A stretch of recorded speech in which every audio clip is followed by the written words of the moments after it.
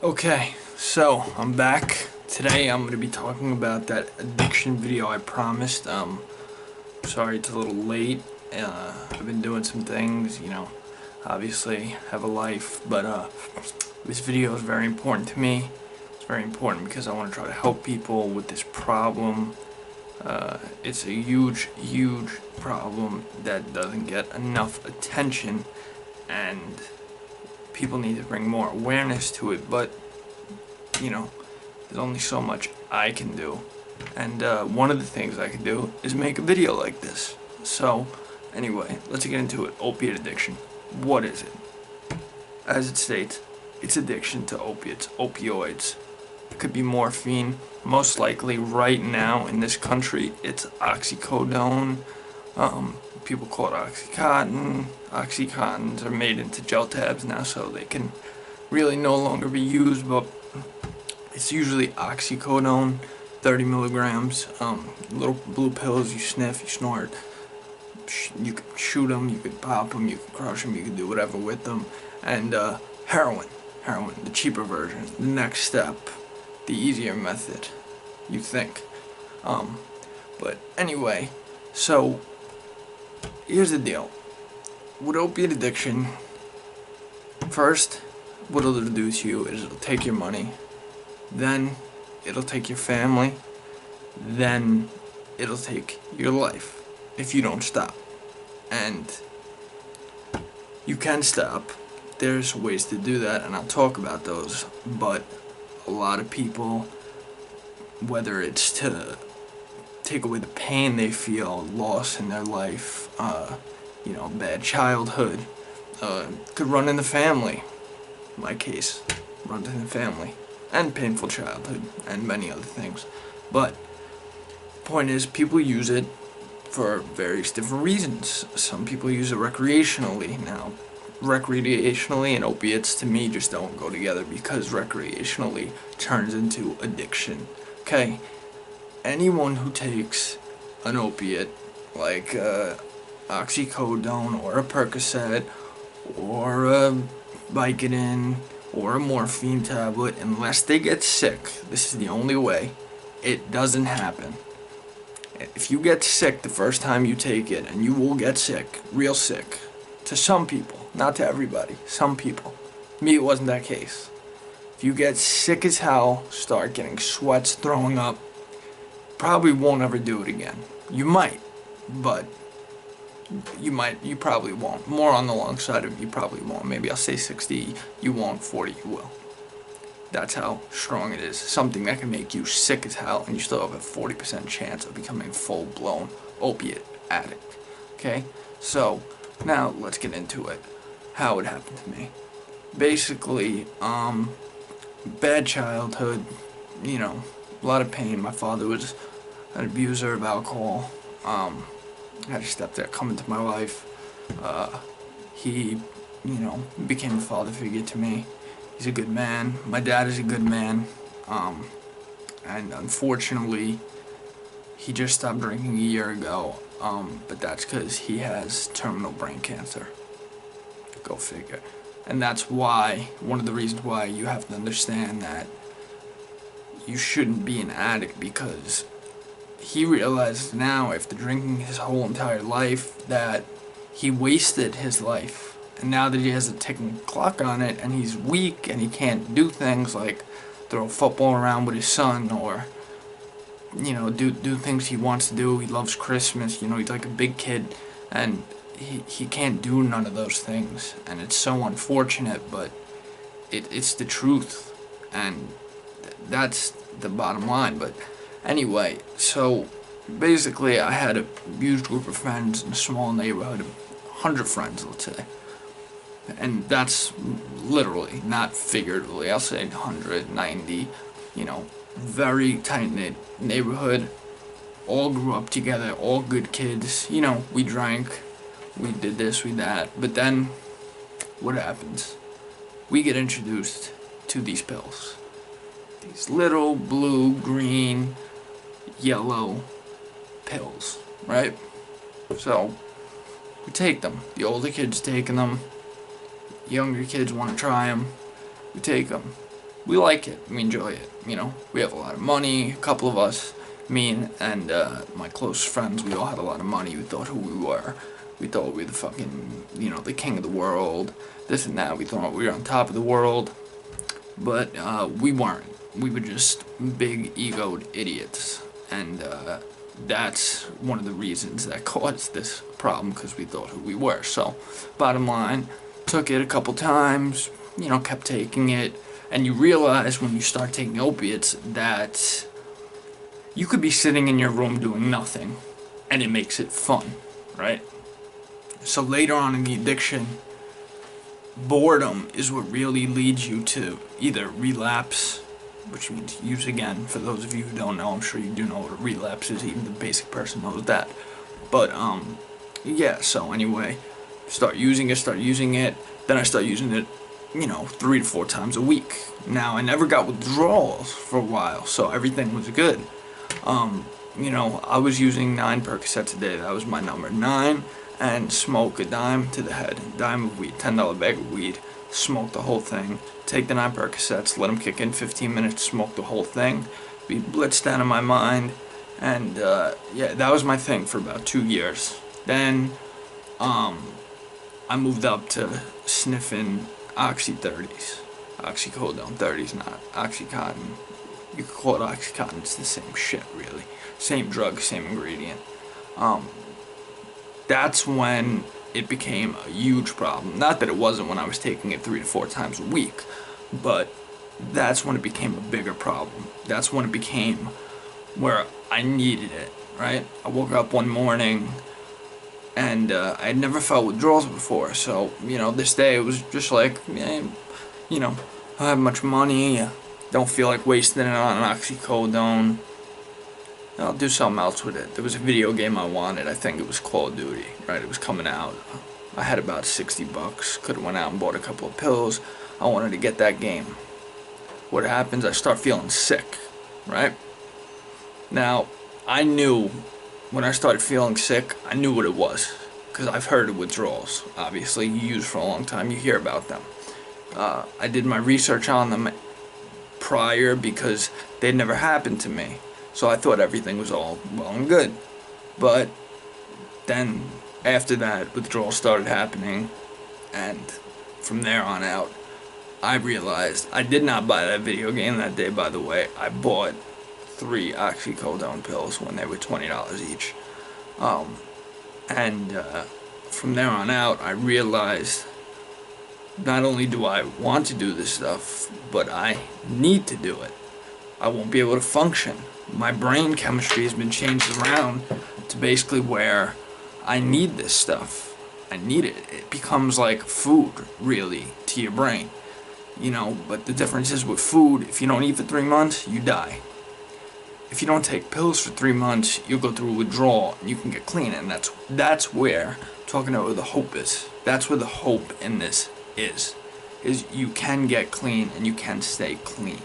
Alright? You may be in the darkest hole you are. You may be in a 1,000-foot hole and you think there's no way out of it. There is for everyone. I was at rock bottom a million times. Got clean, fucked up, got clean, fucked up, got clean, fucked up. Finally, got clean, didn't fuck up. Not yet, anyway. I mean, I have the rest of my life. I'm always going to be an addict, and that goes for everyone. Once you are an addict, you are always an addict, but you don't have to be an active using addict. See, and that's the key here. Now, ways to stop, right? There's many ways to stop, right? 1, cold turkey. Very hard to do. Have to be very strong mentally to do it. But it can be done, right? You could do it multiple ways. You can go to rehab and do it. 28-day, 12-step programs. They work for some people. Didn't work for me. And I honestly don't recommend at all. So, there's also medication. Suboxone you could take. That works. And people have a lot of skepticism about it, that it's like the drug you take for when you're using heroin, which, by the way, that's the next step. That's the process where you move up. because the oxycodone becomes too expensive, then, you know, you can't afford it. Dope is stronger, dope is cheaper, and dope is the same thing. Alright, don't let anybody fool you. It's the same thing. It's just made by, it's like, you know, medical marijuana and street grown marijuana. You know, one's made by a pharmacy and one's made by the street. You know, but heroin is a different drug than oxycodone. It works the same way. It just pushes out more dopamine, and dopamine is the chemical that makes you feel good, right? But when you don't have it, when you don't take your pills, when you're addicted and you don't take it, your dopamine's depleted, and it suppresses adrenaline, and your adrenaline rushes up, and that's where the withdrawals come in. Withdrawals, you get your legs can't stop moving. It's called kicking. Can't stop moving. I mean, you cannot stop moving your legs at all. They will not stop moving. You have to constantly shake them. It's basically restless leg syndrome times 100. Alright, you get shakes, you get shivers, cold, hot, sweats. You get change from cold to hot, throw up, diarrhea, everything. It's the worst thing in the world. But, like I said, there is always hope out there for anyone. Whether you're 60 years old and you've been an addict for 40 years, or, you know, you're young like me, which is the best time to stop, because then you could, you know, lower the collateral damage that you'll end up doing over 30 years, 40 years. And by collateral damage, I mean you could either kill yourself, or collateral damage would be you take your family down with you when you do this shit. Don't get it twisted. When you do this stuff, every loved one that you have, you take down with you. Okay? Mother, father, sister, stepdad, they all come down with you. Right? All your close family members. Now, every single one of those 100 friends I talked about earlier, excuse me, 99 of them, right, are addicted, still, currently addicted, right? One of them, clean, and me. So, let's say 101, 80 of them right now are probably high, 19 of them probably looking ways to get high, get money to get high. And the one friend is clean. So that's a good thing. And I helped him get clean, which is why I'm making these videos, because I know so much about this stuff that I feel I can help people now. In my opinion, the best way to cure yourself of this addiction is to get dual therapy, or get yourself in like a good program. There's a lot of doctors out there.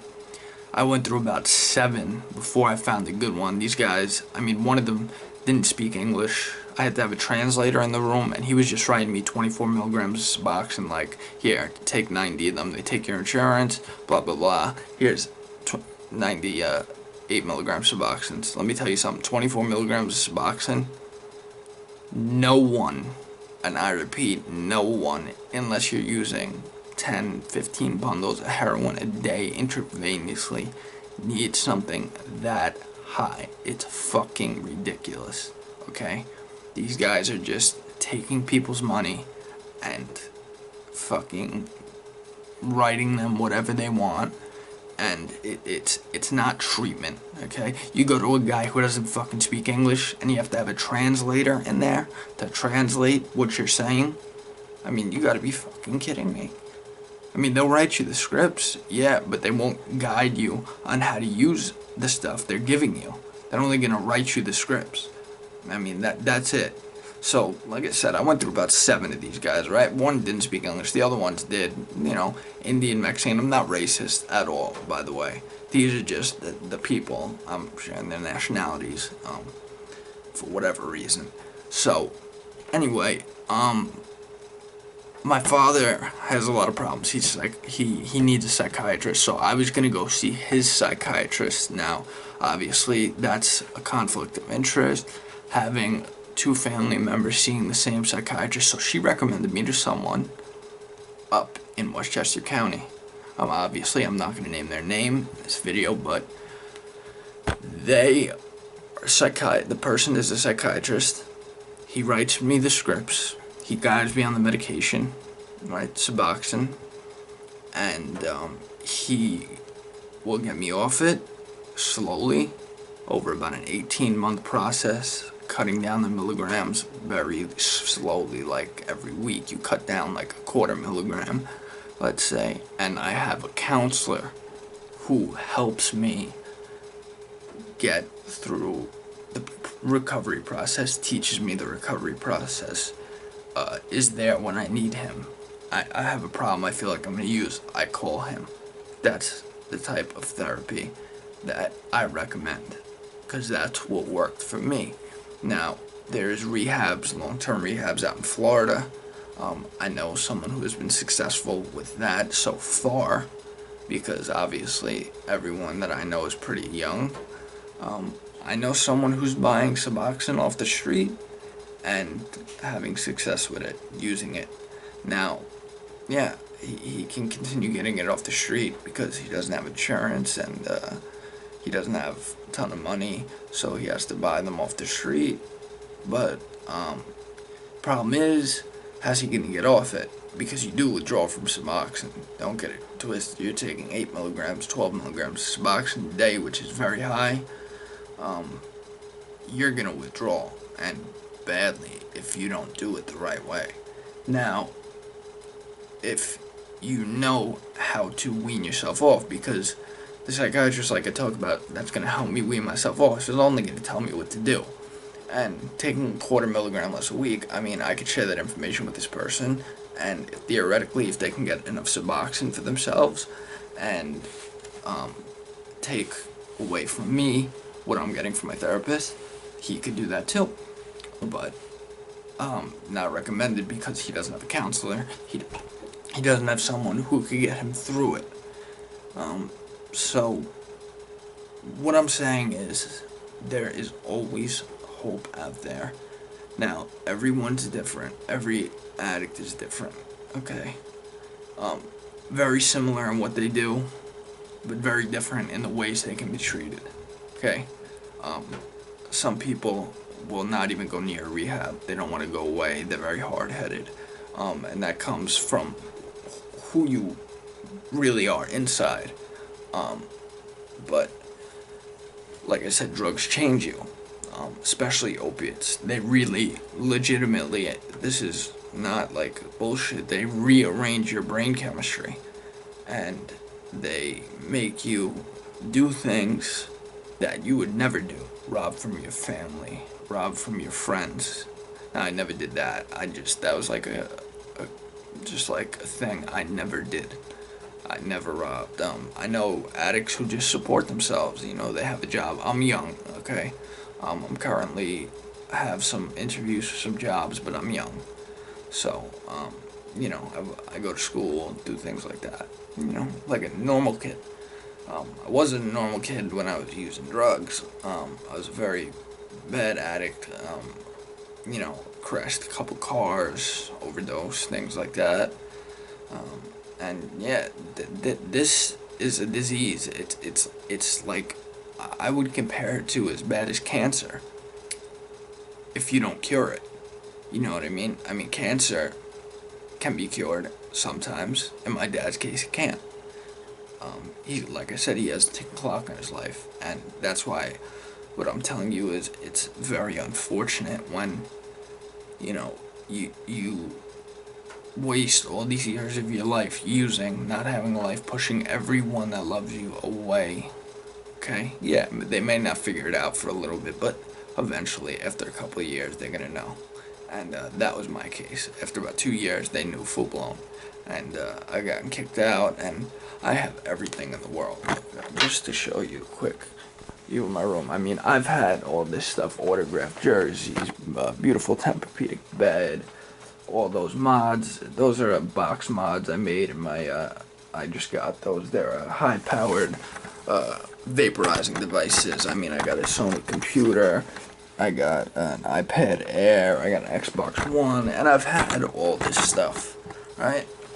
You think how, when I talk about boredom, how could a kid that has all this stuff get bored and want to use drugs when he's clean? Very hard question to answer, but it's a simple answer. The drugs have so much power over you that there's really nothing you can do if you're not doing anything about it. You understand? I just showed you all these things I have in my room that I've had while I was using, while I wasn't using, whole time. Had all of them. You know, beautiful things. My mother takes very good care of me, and I'm very thankful for that. And after all I put her through, I'm lucky for that. But, like I said, for anyone who's out there that needs help, if you have a question, put it in the comments section. Obviously, I'm not trying to make a crazy long video. You know, I'm not gonna do a documentary. I'm giving some basic knowledge on opiate addiction because I don't think there's enough out there, and I think people really need to know. You could look at videos of people withdrawing if you want to find out about that. Chris Herring, he has a good story. I have his book. It's called The Basketball Junkie. A very good story about an addict. But like I said, you know, for anyone out there who's using right now and is looking for help, there is a way. Okay, if you use the drive you use to get drugs, to get clean, it'll happen like that, because the drive that you use to get those drugs, I mean, you will do anything. If you put your mind to it and you want those drugs, you're gonna get those fucking drugs. So that's my point here. You can use that drive to do good, right? And then if you get clean and you take that drive that you used to do drugs to do good things, you could be fucking Bill Gates if you wanted to. And that's my point here. My point is, life is too precious. You know, I could die at any second just like anyone else, right? And if I'm using my whole life, wasting it, and then I die, you know, not saying that it's gonna happen, I'm just saying it could happen to anyone, and that's why life is so precious. You can't waste it using drugs. You have to be strong-willed. You have to have a strong will and do whatever it takes to get off it. Whatever it takes. No matter what. If you need medication, if you need this, I was scared to use medication, right? Because I know it's a long process to get off of. I was worried about people drug testing me. I was worried about people, you know, if I got a job and they drug tested me and that showed up, and, you know, they know what it's for. It's only for one thing. It's for quitting opiates. So if they see you're on Suboxone, they know you're an addict. But, you know, like I said, if you don't stop it, it'll take your life away from you. It can kill you, and when it doesn't kill you, you have nobody. I mean, you may have a boyfriend that uses with you, you may have a husband that uses with you, you may have a wife that uses with you, but your family that knows you use 99% of the time, after all the shit you put them through, after all the heartache, seeing you in the hospital, robbing from them, whatever the case is, eventually you're going to push them away so much that they're never going to want to do anything for you. Luckily for me, I didn't, okay? And if I had a different family, I might have. But my mother is very forgiving, and she wants nothing but the best for me, and I'm lucky for that. And for all the people out there that don't have that, that are on their own, that don't make a lot of money, like I said, there is always hope. I know a lot about this stuff, okay? So if you have a question, put it in the comment section, and I will get back to you immediately on it, okay? But, just like I said, before I end this video, I just want everyone to know, this is a huge problem. Huge problem. Not getting enough fucking attention, in my opinion, and it's bullshit, and these people need help, okay? Society looks at people that use drugs as low-life junkies, this and that, and you could say they are while they're using, but who they really are, the person inside, person that doesn't use drugs, most likely they're good people. They just have a bad problem. And that's the point. And that's why I think we need to do more. And this is the only thing I know how to do. Now, I'm going to try and go to school and become a counselor and help as many people as I can, okay? Because it needs to be done.